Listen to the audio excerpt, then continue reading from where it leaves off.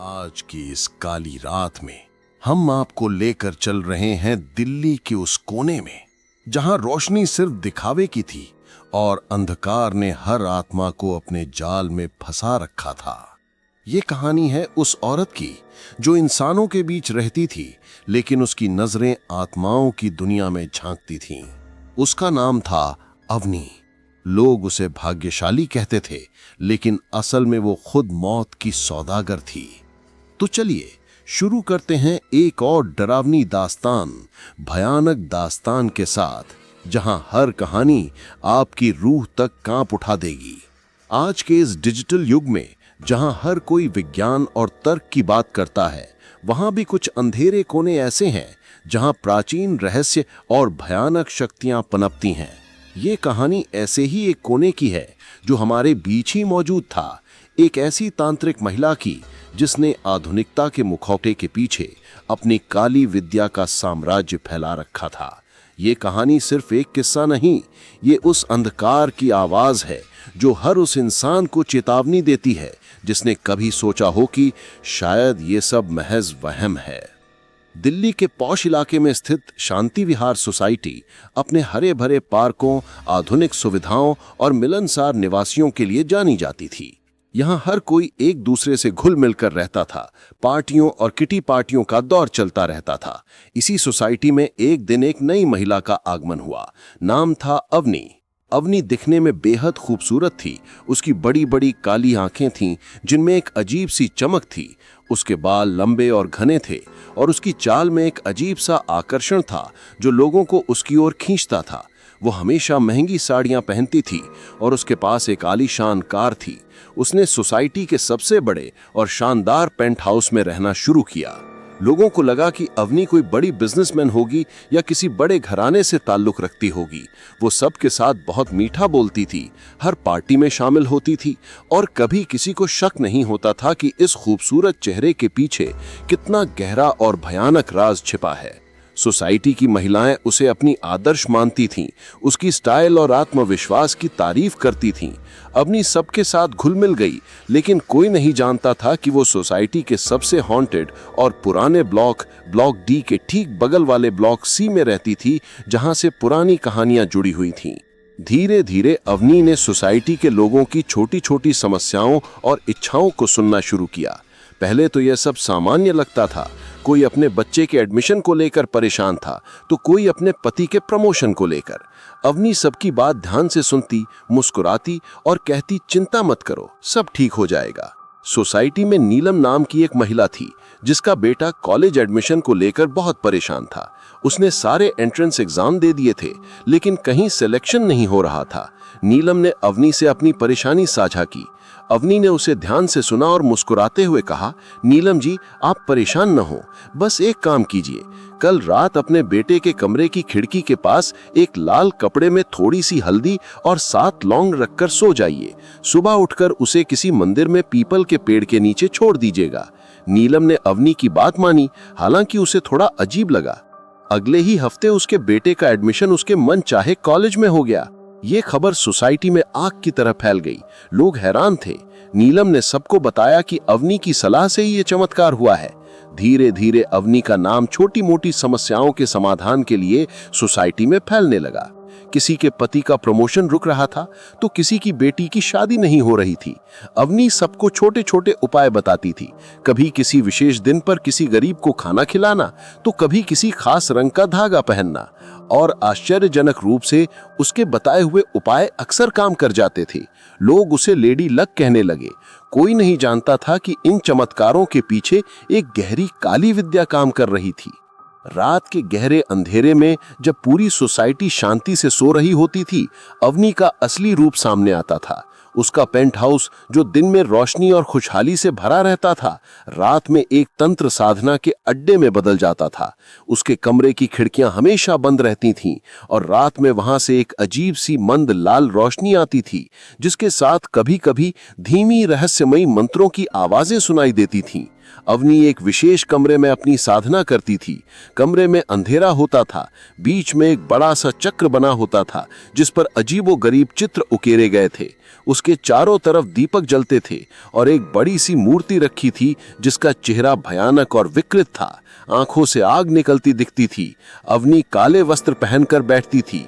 उसके माथे पर लाल सिंदूर और आंखों में एक अजीब सी चमक होती थी। वो संस्कृत के प्राचीन भयानक मंत्रों का जाप करती थी जिससे कमरे की हवा भारी हो जाती थी। उसकी आवाज कभी धीमी होती, कभी तेज, कभी इतनी डरावनी कि सुनने वाले की रूह कांप उठती। वो अपनी शक्तियों को बढ़ाती थी और लोगों की इच्छाओं को पूरा करने के लिए अपनी तंत्र विद्या का इस्तेमाल करती थी। लेकिन हर तंत्र साधना की एक कीमत होती है और अवनी उस कीमत को किसी और की आत्मा से वसूल करती थी।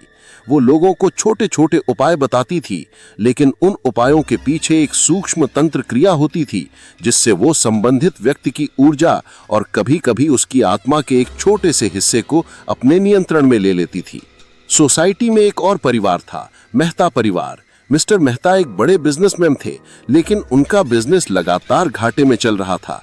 उनकी पत्नी प्रीति हमेशा अपनी दोस्तों के सामने हीन महसूस करती थी क्योंकि उनके पास बाकी महिलाओं जितनी दौलत और शोहरत नहीं थी। प्रीति ने अवनी से अपनी परेशानी बताई। अवनी जी, मेरा बिजनेस डूब रहा है। मेरे पति हमेशा तनाव में रहते हैं। मैं चाहती हूँ कि हम भी सोसाइटी में सबसे अमीर और सफल बने। अवनी ने प्रीति की आंखों में देखा। उसकी आंखों में चमक और लालच स्पष्ट था। अवनी मुस्कुराई। प्रीति जी, आप चिंता न करें, मैं आपकी मदद करूंगी, लेकिन इसमें थोड़ा समय लगेगा और आपको कुछ बातें माननी होंगी। प्रीति खुशी से उछल पड़ी। अवनी ने उसे कुछ अजीबोगरीब चीजें करने को कहा, जैसे रात में किसी कब्रिस्तान के पास से एक विशेष प्रकार की मिट्टी लाना, अपने पति के बिजनेस डॉक्यूमेंट्स पर एक खास मंत्र पढ़कर फूंक मारना और हर अमावस्या की रात को अपने घर में एक दीपक जलाकर एक खास प्रकार का भोग लगाना। प्रीति ने अवनी की हर बात मानी। उसे लगा कि ये सब उसके परिवार की भलाई के लिए है। धीरे धीरे मेहता जी का बिजनेस फिर से उठने लगा।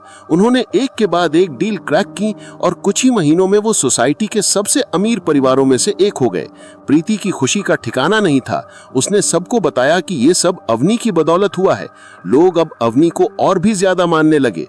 कोई नहीं जानता था कि इस सफलता के पीछे मेहता परिवार की आत्मा का एक छोटा सा हिस्सा अवनी के काले तंत्र का हिस्सा बन रहा था। अवनी अपनी शक्तियों को लगातार बढ़ाती जा रही थी। उसकी महत्वाकांक्षाएं असीमित थीं। वो अब सिर्फ सोसाइटी तक सीमित नहीं रहना चाहती थी। वो चाहती थी कि लोग उसे पहचानें, उससे डरें और उसकी पूजा करें।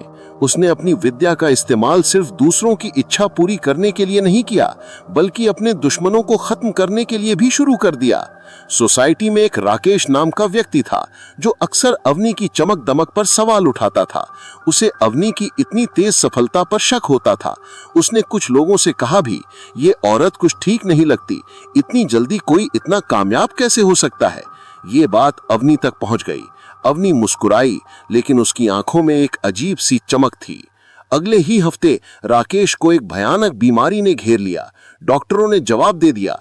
उसका शरीर धीरे धीरे सूखता चला गया और 1 महीने के अंदर राकेश की मौत हो गई। सोसाइटी में शोक छा गया, लेकिन कोई नहीं जानता था कि राकेश की मौत के पीछे अवनी का काला हाथ था। उसकी शक्तियों का विस्तार अब लोगों के जीवन और मृत्यु पर भी होने लगा था। अवनी अब सिर्फ दूसरों की इच्छाएं पूरी नहीं कर रही थी, वो उन इच्छाओं को पूरा करने के लिए दूसरों की जिंदगी दांव पर लगा रही थी। उसके मंत्रों और तंत्र क्रियाओं की वजह से सोसाइटी में अजीब घटनाएं घटने लगी थीं। रात में लोगों को अपने घरों में अजीब सी फुसफुसाहटें सुनाई देती थीं। कभी कभी उन्हें लगता था कि कोई उनके पीछे चल रहा है, लेकिन मुड़ने पर कोई नहीं होता था। बच्चों को रात में बुरे सपने आने लगे थे और कुछ पालतू जानवर बिना किसी कारण के मर रहे थे। सोसाइटी में समीर नाम का एक युवा पत्रकार रहता था।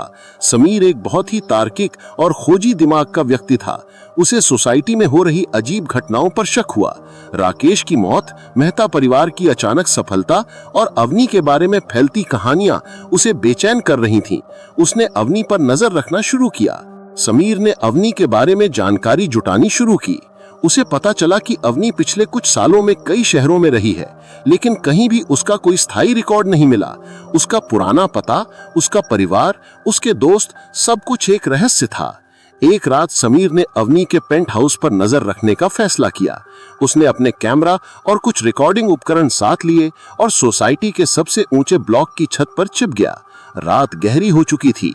अवनी के पेंट हाउस से धीमी लाल रोशनी आ रही थी और समीर को एक अजीब सी डरावनी आवाज सुनाई दी, जैसे कोई मंत्र बुदबुदा रहा हो। उसने अपने कैमरे से जूम करके देखा। अवनी काले वस्त्रों में बैठी थी। उसके चारों ओर दीपक जल रहे थे और एक भयानक मूर्ति के सामने मंत्र जाप कर रही थी। समीर ने जो कुछ देखा उसे देखकर उसकी रूह कांप उठी। ये कोई सामान्य पूजा नहीं थी, ये एक भयानक तंत्र साधना थी। समीर ने छिपकर सब कुछ रिकॉर्ड कर लिया। उसने देखा कि अवनी अपने मंत्र जाप के दौरान एक छोटे से चाकू से अपनी उंगली काटती है और उस रक्त की कुछ बूंदें उस मूर्ति पर चढ़ाती है। फिर वो किसी अदृश्य शक्ति से बात करती हुई दिखाई दी। समीर को लगा कि वो किसी ऐसे रहस्य में फंस गया है जहां से बाहर निकलना नामुमकिन हो सकता है। समीर ने अगले दिन इस सारे सबूत को इकट्ठा किया और अपने एडिटर को दिखाया। एडिटर ने पहले तो यकीन नहीं किया, लेकिन जब समीर ने रिकॉर्डिंग दिखाई तो वो भी हैरान रह गया। उन्होंने फैसला किया कि वो इस कहानी को दुनिया के सामने लाएंगे। लेकिन अवनी इतनी नादान नहीं थी। उसे अपनी शक्तियों पर पूरा भरोसा था। जैसे ही समीर ने अवनी के खिलाफ सबूत इकट्ठा करना शुरू किया, अवनी को अपने तंत्र से ये बात पता चल गई। उसे लगा कि उसकी शक्तियों पर हमला हुआ है। एक रात समीर अपने घर में काम कर रहा था। अचानक उसके कमरे की सारी लाइटें चली गईं। कमरे में घना अंधेरा छा गया। समीर ने डर कर अपना फोन उठाया, लेकिन फोन में नेटवर्क नहीं था और बैटरी भी लो थी। उसे लगा जैसे कोई उसके पीछे खड़ा हो। उसने पीछे मुड़कर देखा। अंधेरे में अवनी की एक भयानक परछाई खड़ी थी। उसकी आंखें लाल अंगारों की तरह चमक रही थीं। उसके होठों पर एक भयानक मुस्कान थी। तुमने मुझे धोखा देने की कोशिश की समीर। तुमने मेरी शक्तियों को चुनौती दी। अब तुम देखोगे कि काले जादू का अंजाम क्या होता है। समीर डर के मारे कांप रहा था। वो भागने की कोशिश कर रहा था, लेकिन उसके पैर पत्थर के हो चुके थे। अवनी ने एक भयानक मंत्र बुदबुदाना शुरू किया। कमरे की हवा भारी होने लगी। समीर को लगा जैसे कोई उसे जकड़ रहा हो। उसे सांस लेने में दिक्कत हो रही थी। अवनी ने अपनी लंबी पतली उंगलियां उसकी तरफ बढ़ाईं। समीर को लगा जैसे उसकी आत्मा उसके शरीर से बाहर खींची जा रही हो। उसने चीखने की कोशिश की, लेकिन उसकी आवाज गले में ही अटक गई। उसकी आंखों के सामने अंधेरा छा गया। अगली सुबह सोसाइटी के लोगों ने समीर के घर का दरवाजा खुला पाया। अंदर समीर का शरीर जमीन पर पड़ा था। उसकी आंखें खुली थीं जिनमें भयानक डर जमा हुआ था। उसके होठों पर एक ऐसी भयानक मुड़ी हुई मुस्कान थी जो किसी इंसान की नहीं हो सकती थी। उसका शरीर पत्थर जैसा कठोर हो चुका था। सोसाइटी में हंगामा मच गया। पुलिस आई, लेकिन उन्हें कोई सुराग नहीं मिला। समीर की मौत एक रहस्य बनकर रह गई। अवनी ने अगले ही दिन सोसाइटी छोड़ दी, जैसे कुछ हुआ ही ना हो। कोई नहीं जानता था कि वो कहां गई। आज भी शांति विहार सोसाइटी में सब कुछ सामान्य दिखता है, लेकिन रात के अंधेरे में कुछ लोगों को अजीब सी फुसफुसाहटें सुनाई देती हैं। कभी कभी सोसाइटी के पुराने ब्लॉक डी के पास से, जहां से पुरानी कहानियां जुड़ी हुई थीं, एक धीमी रहस्यमय लाल रोशनी दिखाई देती है। लोग कहते हैं कि वो अवनी की आत्मा है जो अपनी शक्तियों को और बढ़ाने के लिए आज भी भटक रही है। कुछ लोग ये भी कहते हैं कि समीर की आत्मा भी उसी सोसाइटी में भटक रही है जो अवनी के काले जादू का अगला शिकार बन चुकी है। ये कहानी हमें याद दिलाती है कि कुछ रहस्य, कुछ शक्तियां हमारे बीच ही मौजूद होती हैं। वो हमें धोखा देती हैं, हमारी महत्वाकांक्षाओं का फायदा उठाती हैं और हमें अपने काले जाल में फंसा लेती हैं। क्योंकि एक बार जब आप काले जादू की दुनिया में कदम रखते हैं तो वापसी का कोई रास्ता नहीं बचता।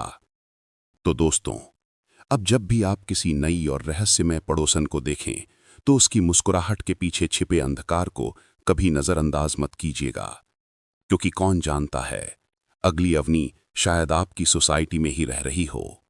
अगर आपको ये खौफनाक दास्तान पसंद आई तो भयानक दास्तान चैनल को सब्सक्राइब करें, क्योंकि यहाँ हर रात एक नई सच्ची और डरावनी कहानी सुनने को मिलेगी जो आपके दिल की धड़कनों को तेज कर देगी। मिलते हैं अगली दास्तान में, जहां डर फिर लौटेगा।